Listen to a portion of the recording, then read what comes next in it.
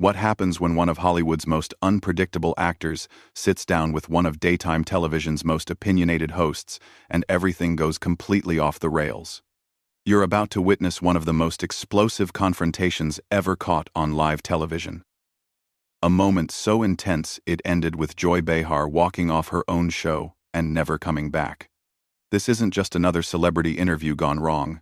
This is the day Charlie Sheen completely dismantled Joy Behar's credibility in front of millions of viewers, exposing her hypocrisy and leaving her so humiliated, she had no choice but to quit on the spot. Make sure to subscribe and let me know in the comments what you think really pushed Joy over the edge. Because what you're about to see will leave you questioning everything you thought you knew about The View. It started like any other Tuesday morning at The View studios in New York. The producers had booked Charlie Sheen for what they expected to be a standard promotional interview for his latest project.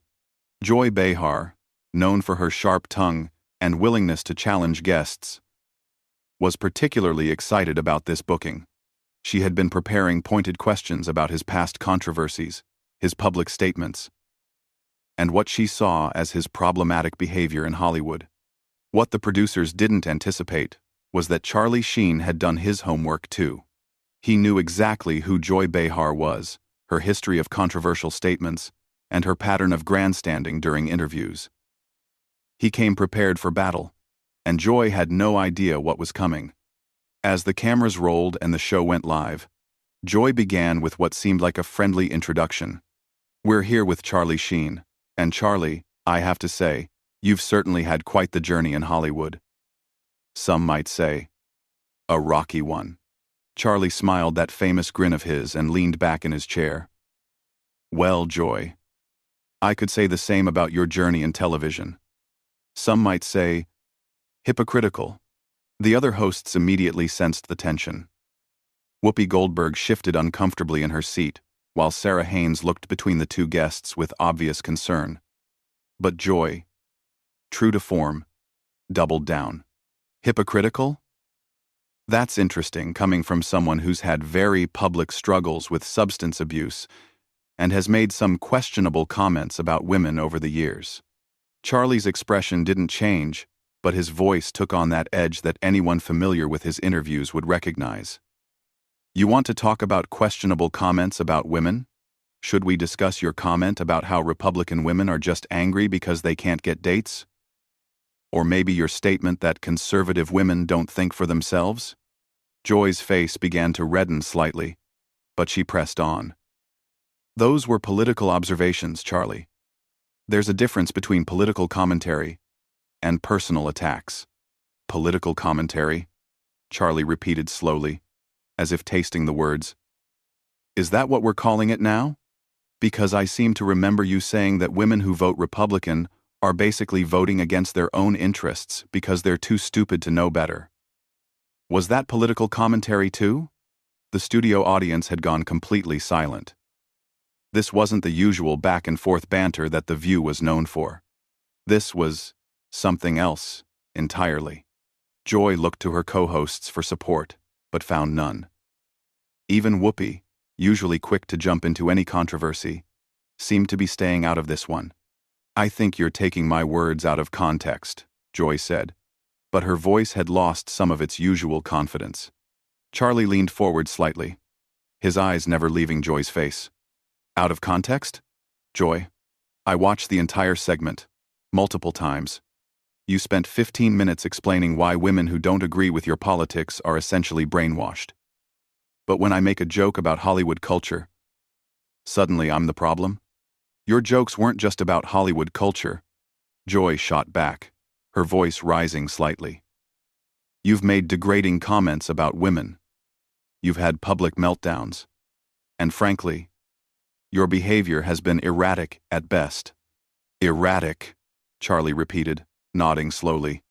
"That's rich coming from someone who once screamed at a guest for having different political views and then claimed you were the victim when people called you out for it. Tell me, Joy, when you were having your very public meltdown about the election results, was that erratic behavior or just passionate journalism?" The cameras captured every moment of Joy's face as it cycled through emotions, anger, embarrassment, frustration. She was clearly not used to being on the receiving end of this kind of direct confrontation, especially not on her own show. "I've never had a public meltdown," Joy insisted, but her voice was shaking now. Charlie pulled out his phone, and for a moment, Joy looked hopeful that he was going to back down. Instead, he began reading from what was clearly a prepared list. November 15th, you threw papers at your co-host during a commercial break because she disagreed with you about climate policy. December 3rd, you walked off set during a live show because a guest corrected your facts about healthcare statistics. January 22nd, you interrupted a guest 7 times in under 3 minutes because you didn't like their opinion about foreign policy. Should I continue? The silence in the studio was deafening. Joy's mouth opened and closed several times, but no words came out. The other hosts looked like they wanted to be anywhere else in the world. Those were just, Joy stammered. "I'm passionate about the issues that matter to Americans." "Passionate," Charlie said, leaning back again. "Is that what we're calling it? Because, from where I'm sitting, it looks like you can dish it out, but you can't take it. You've built a career on attacking people, questioning their character, their intelligence, their motives. But the minute someone does the same thing to you, suddenly you're the victim." Joy's face was now noticeably flushed, and her hands were clenched on the desk in front of her. "This is completely inappropriate. This is supposed to be an interview about your work." "Oh, now you want to talk about my work?" Charlie asked, raising an eyebrow. "Because 5 minutes ago, you wanted to talk about my personal life, my struggles, my past mistakes, but when the spotlight turns on you, suddenly we need to change the subject?" The tension in the room was so thick you could cut it with a knife. Joy looked desperately to the producers off camera, but they seemed just as stunned as everyone else. This wasn't going according to anyone's script. "I think we should move on," Whoopi finally interjected, trying to save the situation. But Charlie wasn't done. "No, I think this is important. Joy has spent years telling Americans what to think, who to support, how to live their lives. She's positioned herself as some kind of moral authority. But what's her qualification for that exactly? What has she done besides criticize other people?" Joy's eyes flashed with anger at Charlie's question about her qualifications. She straightened in her chair, clearly deciding to go on the offensive rather than continue playing defense. "My qualifications? I've been in this business for decades, Charlie. I've interviewed presidents, world leaders, celebrities. I've covered major news events and political campaigns. What exactly have you done besides make movies and cause scandals?" Charlie smiled that dangerous smile again. "Well, Joy, I've entertained millions of people, created jobs for thousands, and managed to do it without pretending to be something I'm not. I've never claimed to be a journalist or a political expert. I'm an actor. But you seem to think your opinion carries more weight than actual experts." "I am a journalist," Joy snapped. "I've been doing this longer than you've been making your little sitcoms." "Journalist?" Charlie laughed, and it wasn't a pleasant sound. "Joy, when was the last time you actually reported news? When did you last investigate a story, check sources, do actual journalism? All you do is sit behind that desk and give your opinions about things you've read in other people's reporting." Joy's voice was rising now, her professional composure completely gone. "I research every topic we discuss on this show. I read extensively about current events, politics, social issues. Reading Twitter doesn't count as research, Joy," Charlie said smoothly. "And getting your talking points from partisan websites doesn't make you a journalist.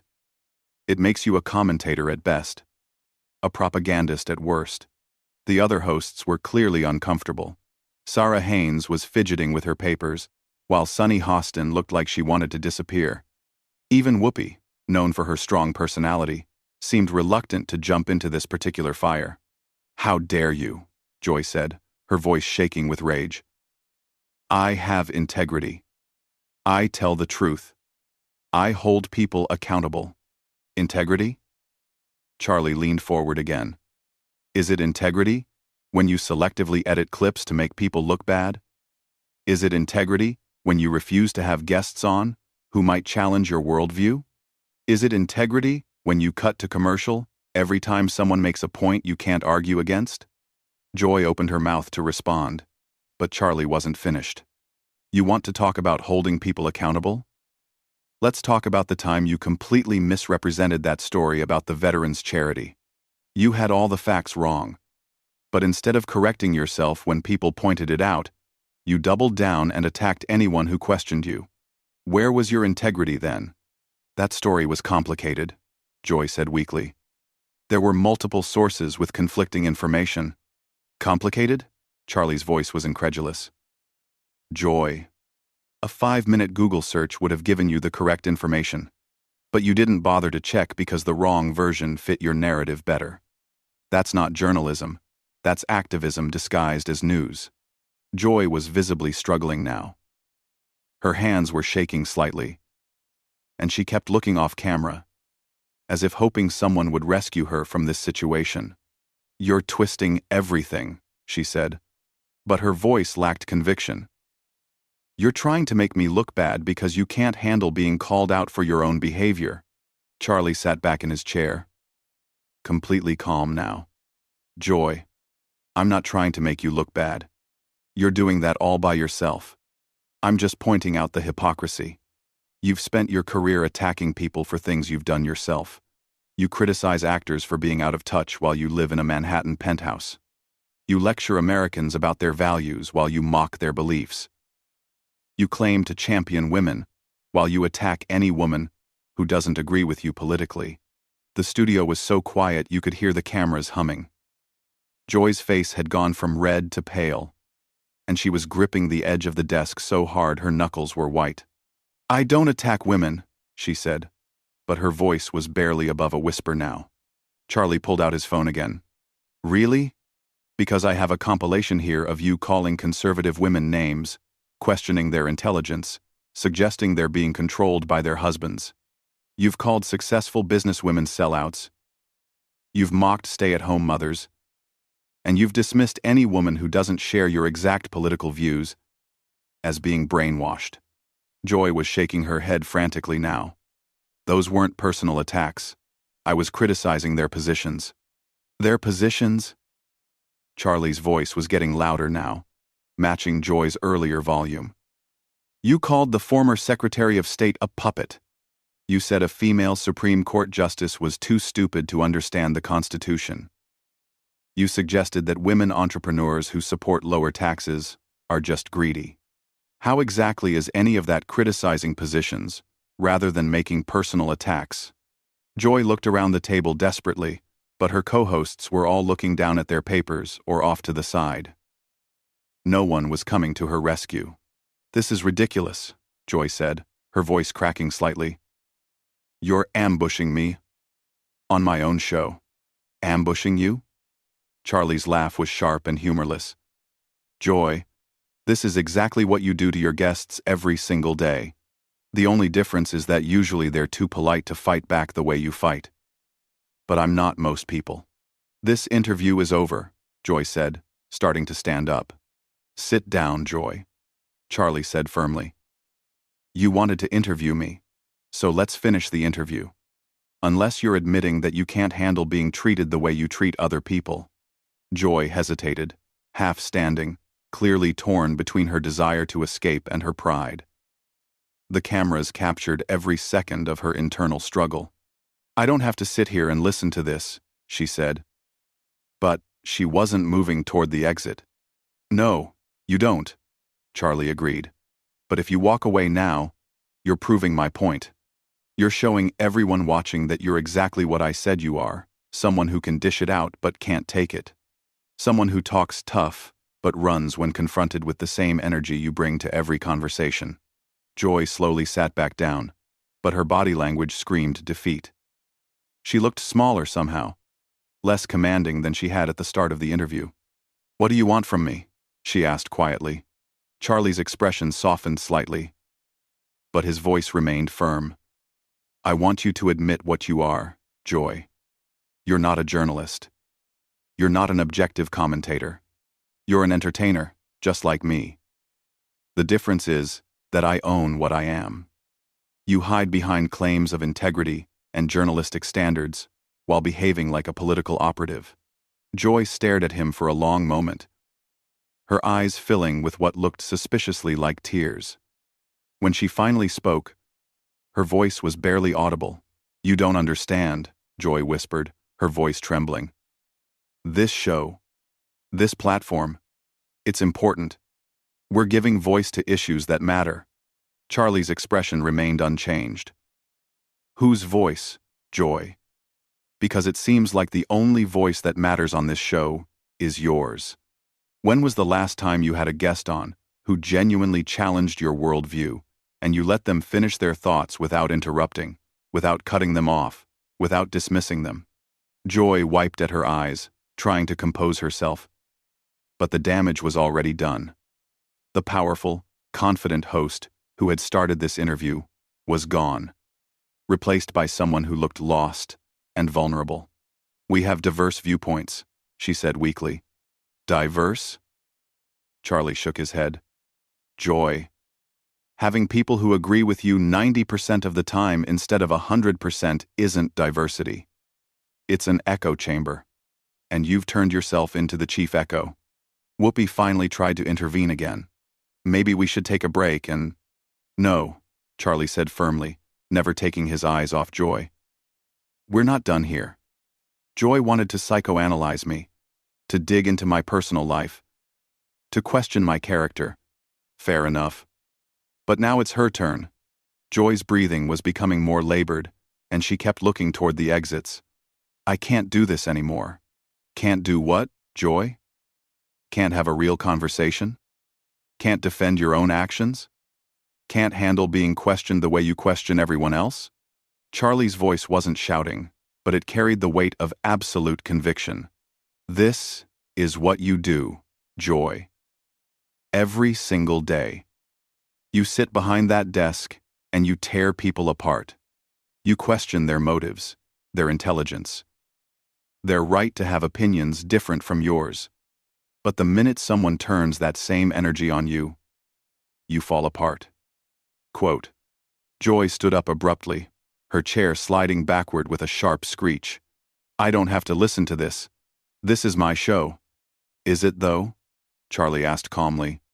Because from where I'm sitting, it looks like you're just another employee who's been allowed to think she's more important than she actually is. The show will go on without you. Joy. The network will find someone else to fill that chair. But you'll just be another former talk show host who couldn't handle the pressure when it was applied to her instead of by her. Joy's face was streaming with tears now, her makeup running, her professional facade completely shattered. You're a horrible person, she managed to choke out. Maybe I am, Charlie agreed. But at least I'm honest about who I am. I don't pretend to be a moral authority while behaving like a bully. I don't claim to care about women while attacking any woman who disagrees with me. I don't lecture people about tolerance while being completely intolerant of different viewpoints.